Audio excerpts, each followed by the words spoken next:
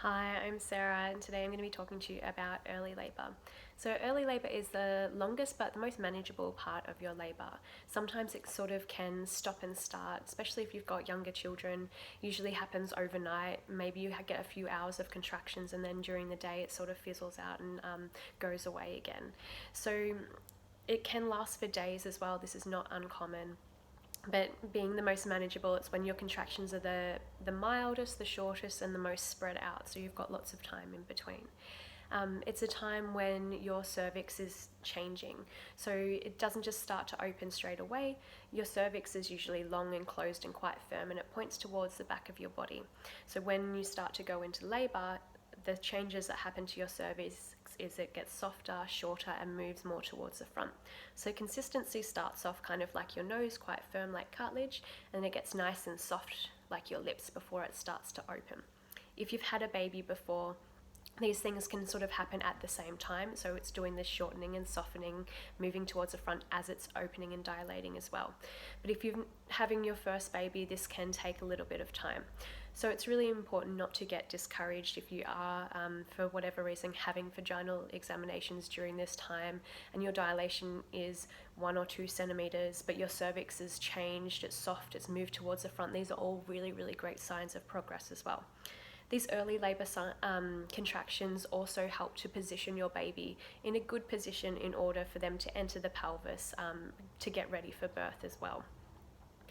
So signs of early labour might be sort of dull period type cramping down low in your pelvis. You might be feeling tired, unwell, run down in the days leading up to labour. Really commonly, women get loose stools. You can have some backache. Or have a mucousy bloody show.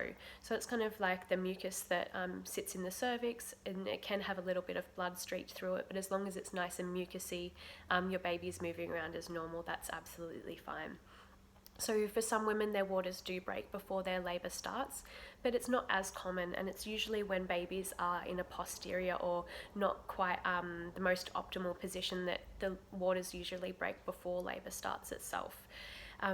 If that does happen for you, though, it's really important that you note the time, the colour, the amount, and your baby's activity. Keep these things in mind and let your care provider know.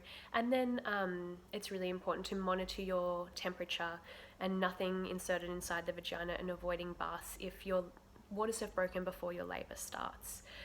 So your contractions in early labour can start off quite far apart.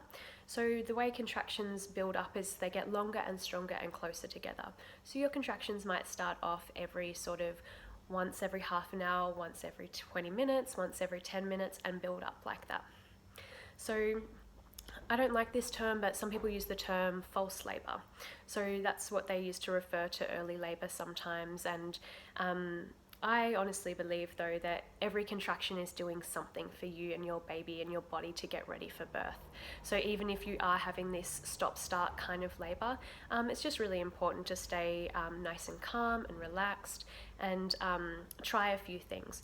So if you've had a warm bath, or you've ensured that you're nice and hydrated, maybe you've had some magnesium, if this doesn't make your contractions go away, then it probably is the real deal, and labour is going to keep progressing and increasing.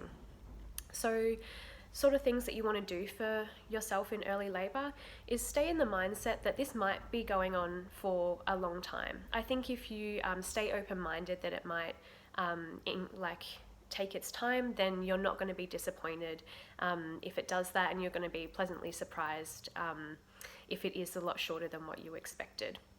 So it's really important to sort of maintain your energy in that time. So rest is really important.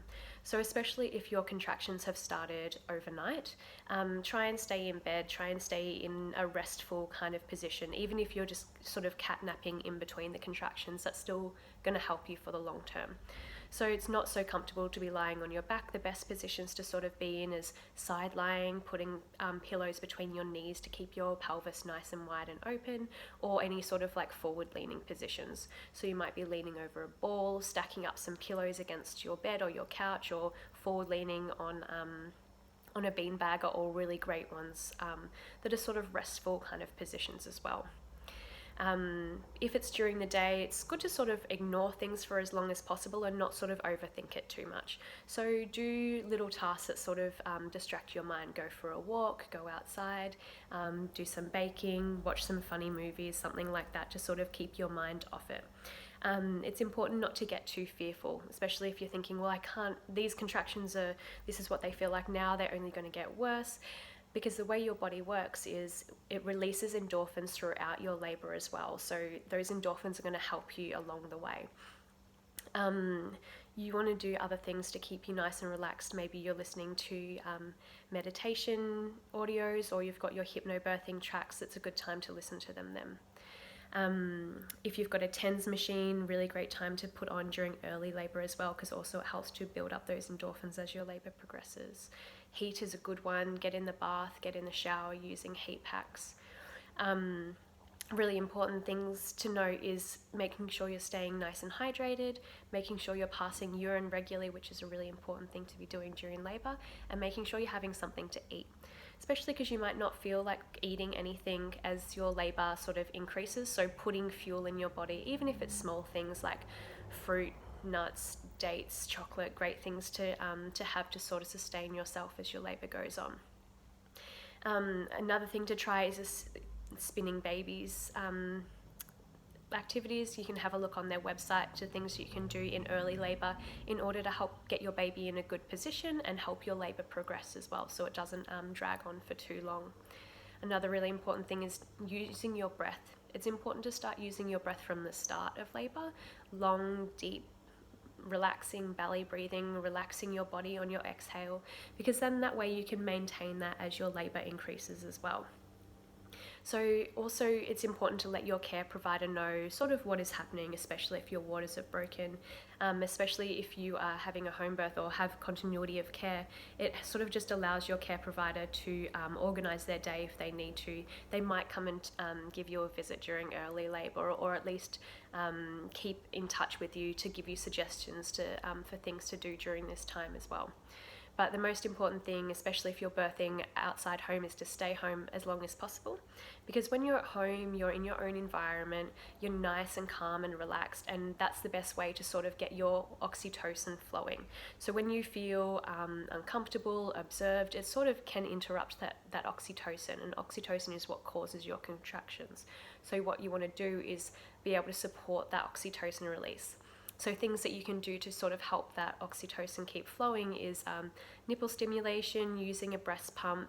You can use acupressure points.